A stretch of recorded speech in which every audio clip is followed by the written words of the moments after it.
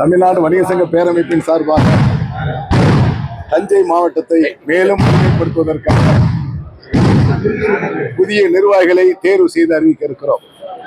வருகின்ற 18ஆம் தேதி தேனியில் நடைபெறுகின்ற மாநில பொதுக்குழுவில் 26 சட்டமன்ற தேர்தல் நடைபெறுகின்ற காரணத்தினால் எங்களுடைய நிறைவேற்றப்படாத பல்வேறு கோரிக்கைகளை வலியுறுத்தி பல்வேறு கோரிக்கைகளை மாநாடாக அது திகழப்போகிறது. அந்த கோரிக்கைகளை ஏற்கக்கூடிய அரசியல் கட்சிகளை தேர்வு செய்து வரும் சட்டமன்ற தேர்தலை அணுக இருக்கிறோம் என்பதை நான் தெரிவித்துக் கொள்கிறேன்.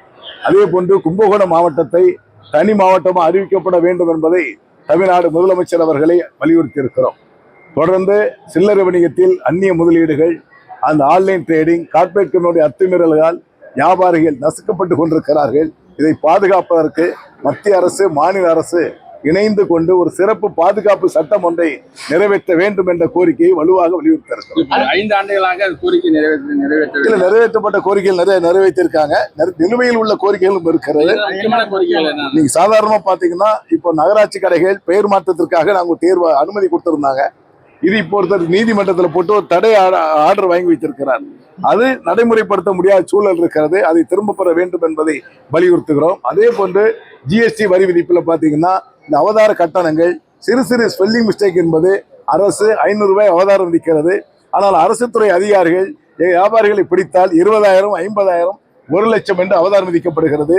2017 தொடக்கப்பட்ட நாளிலிருந்து கணக்கு வழக்குகளை சரிபார்த்து முத்திரை தந்தவர்கள் எல்லாம் மீண்டும் அதை சரியில்லை என்பதை நோட்டீஸ் அனுப்பப்பட்டு பல்வேறு இடர்பாடுகளை வியாபாரி சந்தித்துக் கொண்டிருக்கிறார்கள்.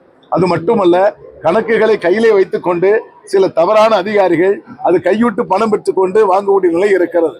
ஆகவே கடுமையான ஒரு நெருக்கடியை வியாபாரிகள் சந்தித்துக் கொண்டிருக்கிறோம். அதையும் தீர்ப்பதற்கு கோரிக்கையாக வலியுறுத்த இருக்கிறோம்.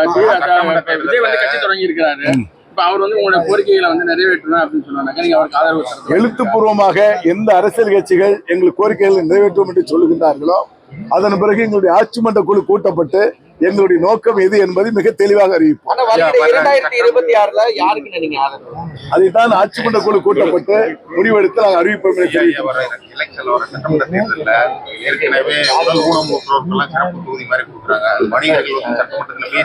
வணிகர்களுக்கு சட்டமன்றத்திலும் பேசுவதற்கு ஒரு தொகுதி ஒதுக்கிடப்பட வேண்டும் என்பதை நாங்கள் வலியுறுத்தி இருக்கிறோம்.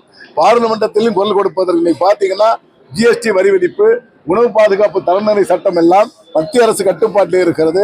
அங்கேயும் பேச வேண்டும் என்பதற்காக வலியுறுத்தி கோரிக்கையாக நாங்கள் ஏற்கனவே பிரதமருக்கு கோரிக்கை மனு தந்திருக்கிறோம். தமிழ்நாடு முதலமைச்சரும் தர இருக்கிறோம். ஆன்லைன் வர்த்தகத்தில் 35 விழுக்காடு வியாபாரிகளுடைய வாழ்வாதாரம் இழக்கப்பட்டிருக்கிறது. ஆகவே நிறைய பாத்தீங்கன்னா தமிழகத்திலே நிறைய கடைகள் பூட்டி இருக்கும், நிறைய இடங்கள் வாடகைக்கு போடாமல் சிதைந்து கொண்டிருப்பார்கள். ஆனால் வியாபாரிகள் தான் பாதிக்கப்படுவார்கள் என்று அரசு மெத்தனமாக இருந்துவிடக்கூடாது. தொடர்ச்சியாக கட்டிட உரிமையாளர்கள் பாதிப்பார்கள், தொடர்ச்சியாக அரசே பாதிக்கும். எம்பில வந்து பாத்தீங்கன்னா மாநிலங்களவை உறுப்பினர் தராங்க. அந்த மாதிரி நீங்க உங்களோட குரலை ஒழிக்கிறதுக்கு உங்க வணிகர் அதுதான் ராஜ்யசபா எம்பியாக ஒரு மாநில ஒரு அந்தஸ்துக்காக ஒரு வணிகர்களுடைய கோரிக்கைகளை பேசக்கூடியதற்காக ஒரு பார்லிமெண்டிலே இடம் வேண்டும் என்பதை நாங்கள் ஒதுக்கீடு கேட்டிருக்கிறோம். அதே போன்றுதான் சட்டமன்றத்திலும் கேட்டிருக்கிறோம்.